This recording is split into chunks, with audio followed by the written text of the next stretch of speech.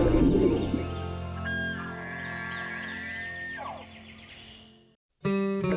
Afield. Every week, Kentucky Afield brings you features on hunting and fishing across the state. What a nice fish. An opportunity to hopefully get that bird in the lake. Hey, we got another one over here. There he is. Ooh, a nice one too. Boy, he's healthy. What do we got? That was awesome. Got the first belt. Barely made it out of the field. Got one big smallmouth. Very nice. Double point, they're in there. There they go. Look at that joker. Woo! That's a good one there. Look at that. Beautiful. Whoa, this is a good one. That's better than good, Chad. Hello, and welcome to Kentucky Afield. I'm your host, Chad Miles. Join us as we journey the Commonwealth in search of outdoor adventure. This week, we're headed to the mountains of eastern Kentucky for an archery bull elk hunt. Then we're going to meet up with biologists and see how they're using fire to improve the habitat in eastern Kentucky. But first, we're headed to Taylorsville Lake to meet up with a Creel clerk who not only has a passion for fishing, but also for music.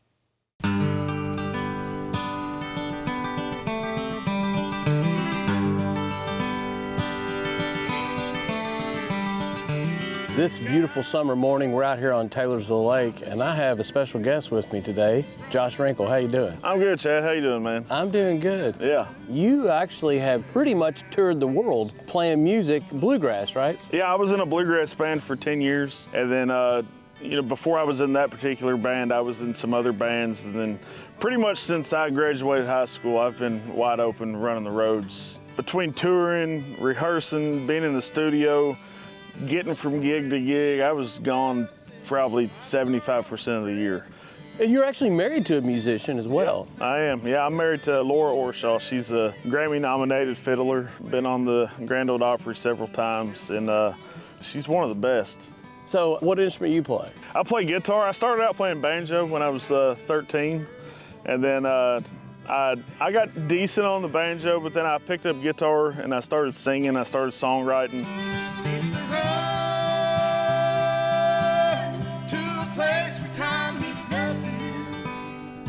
And that's where I found my true passion for the music, was in singing and songwriting, and just trying to tell a story from my perspective. Yeah. Well, it's hard to fish and play a guitar at the same time, so we didn't bring a guitar or a banjo today. We're going to play a little string music on a spinning rod, I think. That's right. I'm here for business, man. Well, let's go see if we can't get a couple fish going. I think we're going to pull out on this flat and try a couple different techniques, see if there's any white bass or hybrid out there. Yep, sounds good. Let's make it happen. There's one. Dang bluegill. Got you a bluegill. That's not a bad bluegill for Taylorsville. I tell you what, if he's big enough to fillet, put him in there. Oh, here we go. Dang, that's a good one. I don't know what I got, but I'm gonna guess it's a hybrid. Could be a white bass. It's not a crappie.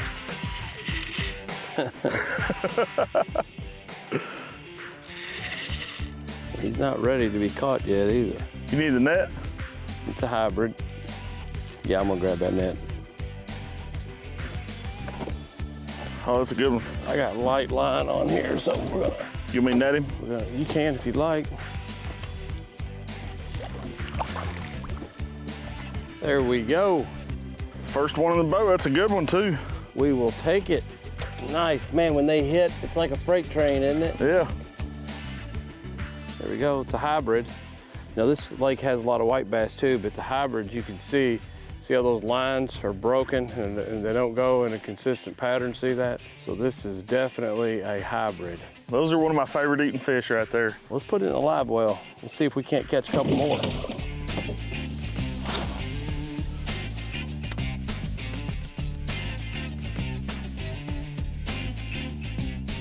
There we go.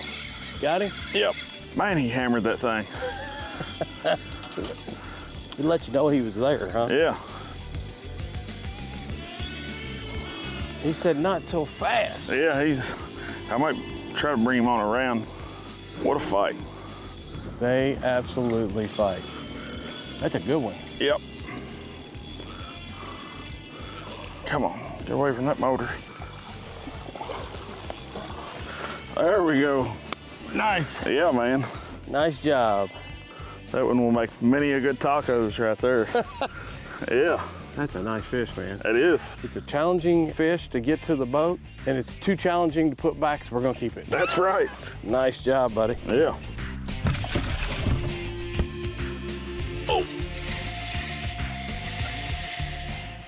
Listen to that sound. That's what you want to hear right there.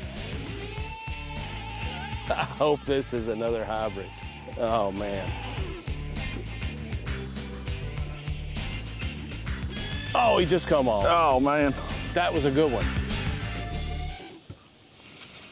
They're out here, they're just roaming, and since we're not live scoping, we got to use the old fan cast method here. So Josh, we talked about him being a traveling musician, but Josh right now is actually working as a Creel clerk here on Taylorsville Lake.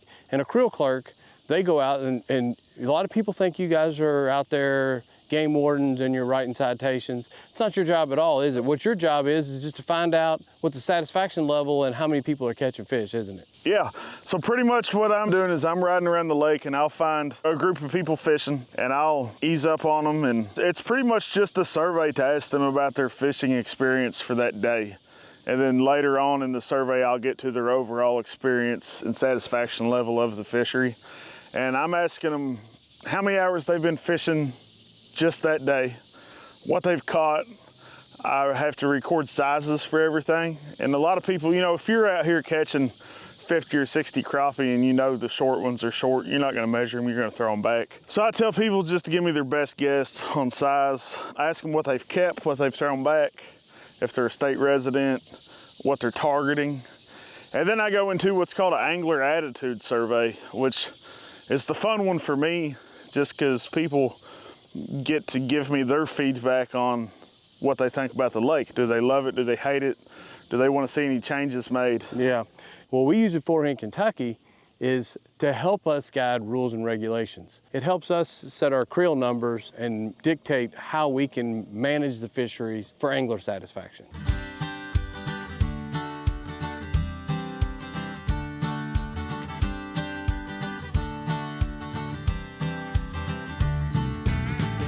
You catching them today? Yeah. I got you. There we go. What's it gonna be? Ooh, let me get the net. It's a white or a hybrid one. Looks like a white bass. It is a white bass. There we go. I didn't think he was what we were after because he wasn't really fighting that hard. There you go. That'll work though. There's that. Sorry to hit you with that fishing pole. Oh, you're good. Nice catch, man. Thank you. Throw that one in there. Oh, here we go. This might be a crappie, the way it's coming in. Nope. Another white bass. You need the net? No, he's a little one. White bass. Looks like a white bass. Let's get a good look at him here. All right, Josh. You mind opening that up? I'll pitch this in there. But Josh, the boats are coming out and it's getting hot. Let's grab these fish and get back and flay them up. Call it a day. What do you think? Sounds good to me.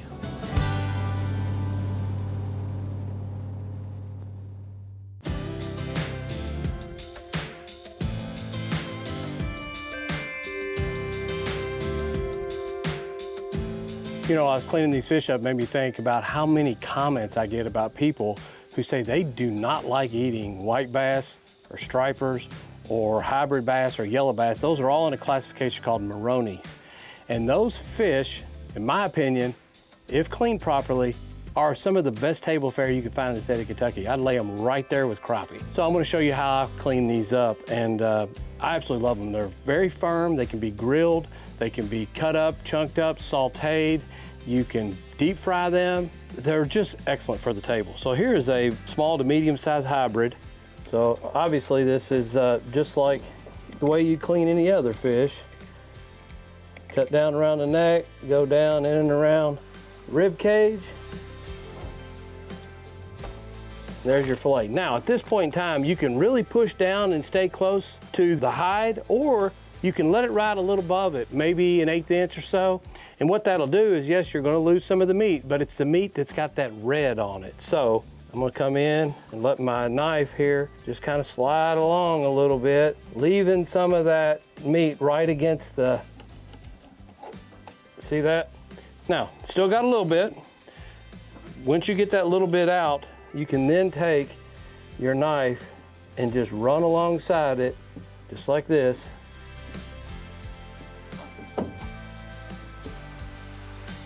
Take that out.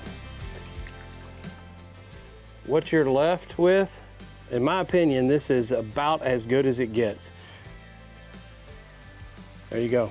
And of course, there's another piece of that as well. I'm gonna clean it up. But next time you catch a striper or a white bass or a yellow bass or a hybrid, and you're throwing it back because you're like, man, I just don't like eating those, give them a try. You won't be disappointed. Well, Josh, there you go, buddy. We left a few out there today. All right, man. Yeah, we did. You got to leave stock for next time. That's exactly right. Yeah. Well, that's enough for you and your wife. You guys can have a meal out of it. We'll do it again, but I love your story. I love the fact that you got into bluegrass music. You've toured the world with that, and now you are back here with another one of your true passions, spending time on the water. That's right, yep. And it never hurts when you come home with a bag full of fish fillets for the kitchen. It's my favorite right here. It's nice meeting you. Take care of yourself. You too. Thank you, Chad.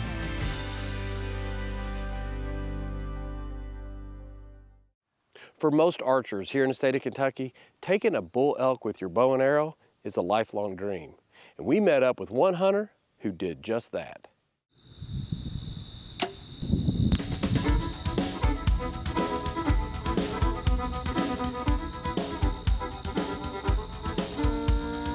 I'm here with James Sandlin with Bugles and Struts Outfitters. Tell me a little bit about this piece of property, because this is prime elk hunting territory here in eastern Kentucky.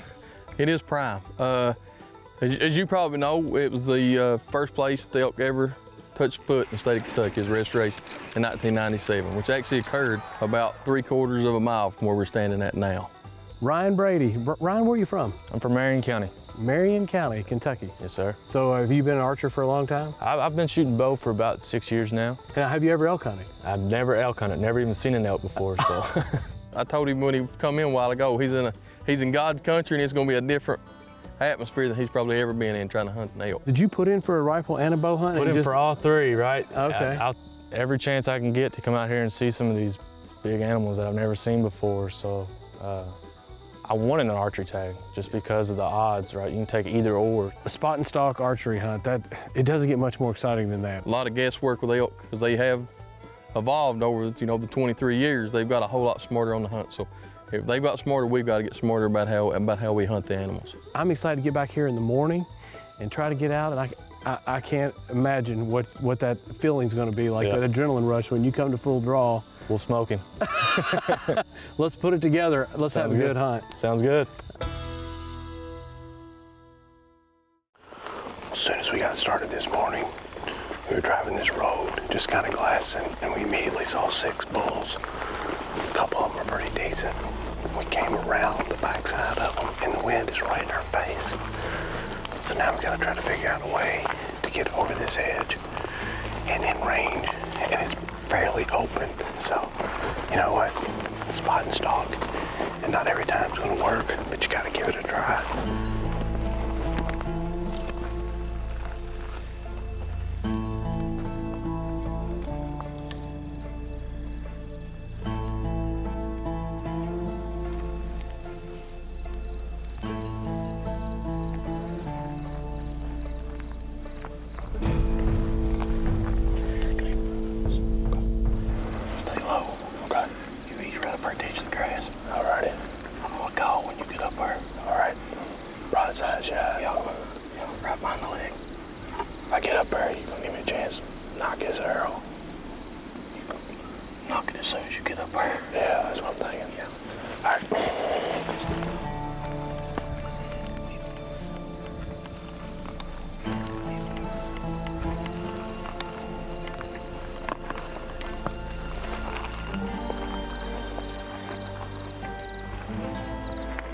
That's pretty cool. There's barn out in front of us.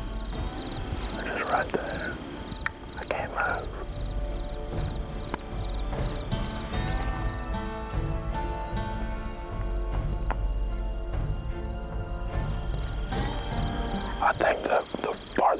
away from us is probably the best bull in there.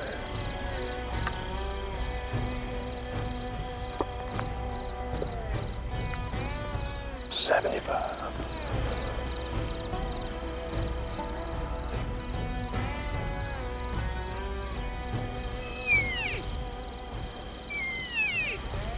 That got their attention.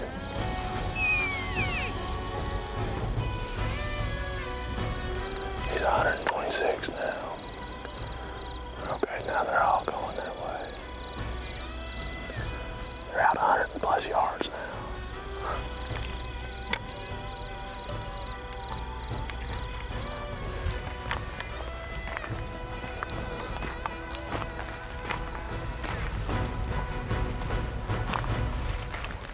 That was awesome. Not bad for your first morning. No, I'll take that any day. What Brandon have spotted now? Just right up there with another bull. A single? Yeah. Oh, that was super close. In an hour this morning, we already were within about 150 yards of 7 bulls. But you know what? They're smart. They're using their nose and they're moving into the wind. And that's not the way you got to set up. So we just got a phone call. We've got another bull located. We got to make a quick move.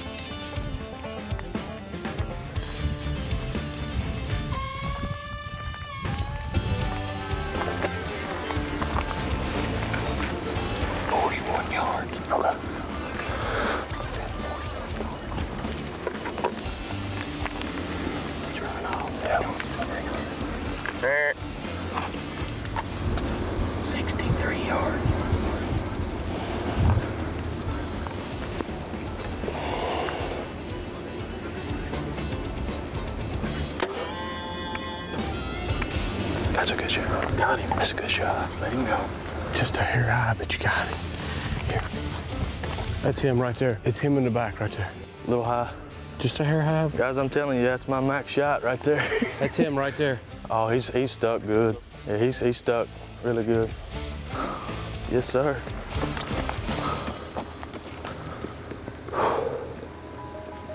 Oh man, when we walked up and we were almost too close. When we lifted up, that bull saw us, moved. We stopped that bull and it stood right there until, I mean, literally until impact. That was a good shot. It's just gonna take a little bit of time. We saw that bull cover about 300 or 400 yards and the other bull ran off and left him. It wasn't like he was keeping up. We can give that elk a little bit of time, but we go in, we're taking a bow. Yeah, yes, sir. If that thing wants to stand up, we're gonna be ready. Yeah, we got plenty of time, right? We got time. Let's wait it out. Nice job. Thanks, man. sir. That was awesome.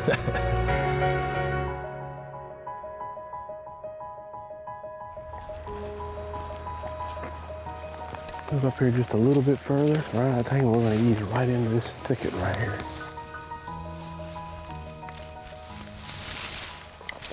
Hold up, I see him. You see? Yep. He's still up looking right at us.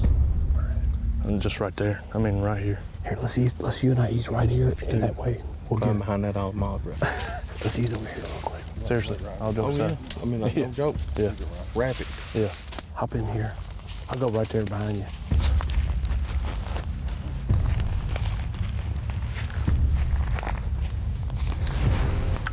I don't have a shot here at all.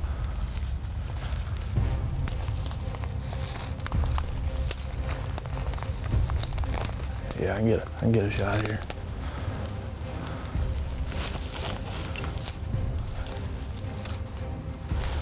All right. Yep. Got him. That's another long.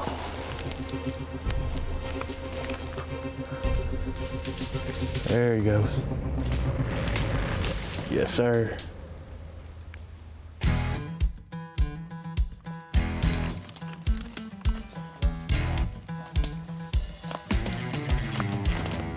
That's awesome, dude. Good 5x5. We'll take that. It all culminates into taking home a nice bull elk. You'll never, ever forget this. Just seeing them Yeah. was good enough for me. You can't prepare yourself for what it is whenever you finally lay eyes on one.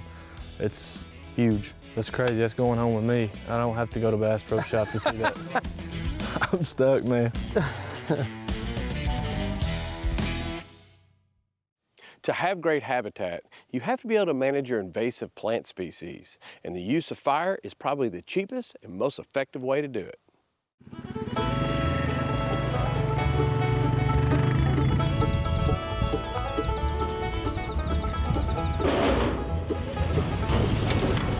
We're on the original release site. This is the old Starfire mine. This is also the spot where we did the helicopter capture this winter, where we captured adult cows and put implants in them to come back later in a couple of months and try to catch calves and be part of that monitoring study for adult cow survival and calf survival. We're going to be doing prescribed burns today up here, try to improve some habitat, try to get rid of some autumn olive, get rid of some of the unwanted plants that we have and promote growth of native vegetation and some cool season grasses that will provide better forage for elk up here.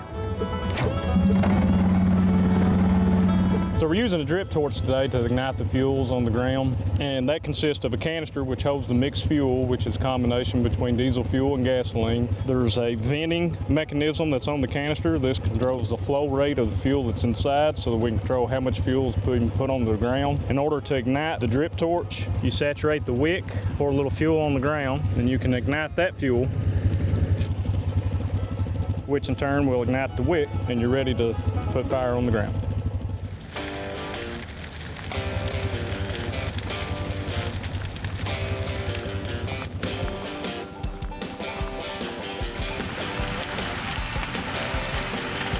So this is one unit of 4 that we're going to get to today. This is our largest unit of 200 acres. And what we're actually doing here right now is we're getting a lot of black. We're kind of on a downwind side of things. So we'll make sure we're going to get a lot of black before we send our head fire up to this side of the unit. And basically what that's going to do is set back plant succession. We got a lot of non-native species in here like Cerisa, Lespedeza, autumn olive. And we want to make sure that we keep our open areas open. In East Kentucky, we have a lot of areas that are predominantly wooded timber, and a lot of wildlife benefit from these open areas. Fire is a necessity to do that.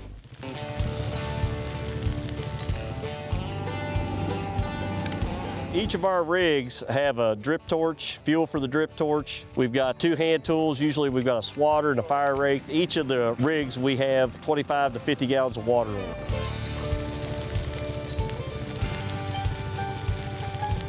What we got going on here, as you can imagine, on our reclaim areas, there can be gas wells or gas lines that pop up out of the ground. So what we're doing right now, as you can see, we're blacking out to protect a gas line that pops up just in front of me here. What we're doing is we're blacking out all the way to a hard break on this side, and then this side we're also going to a road that is a hard break just down below us. So we want this gas line to be protected at all costs.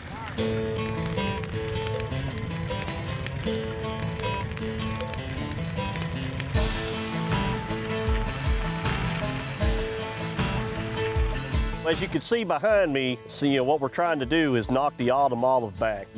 We've had a lot of autumn olive starting to come in. It is an invasive species, and the seed source is hard to get rid of. So 2 of the things we're trying to do this spring is have a prescribed fire in order to kill what's above ground on the autumn olive, and then they may end up having to come back later as it starts to resprout and do something chemically or mechanically.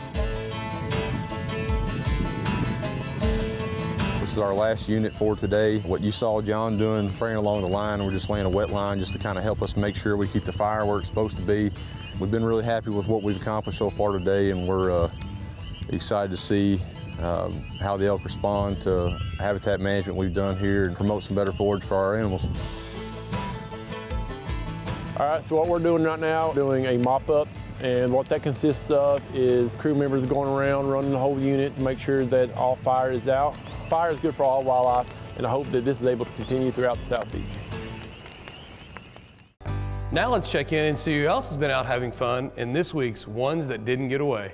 Check out the smile on Reed Tackett as he shows us a smallmouth that he caught while fishing in Elkhorn Creek. Nice job. 11-year-old Gunnar Pulliam hit the woods on a crossbow hunt and took this unique buck in Perry County. Nice job. River Wilson grabbed his 410 shotgun and hit the woods. Here's one of the 4 gray squirrels that he was able to harvest. Nice job. This season, Parker Ashby went on his very first dove hunt, and he was able to take 9 doves while hunting in Hopkins County. Nice job. Alex King had the right idea. He went pond fishing in Monroe County and caught this nice red ear. 4-year-old Griffin Leake is having the time of his life catching bluegill out of a farm pond in Nelson County.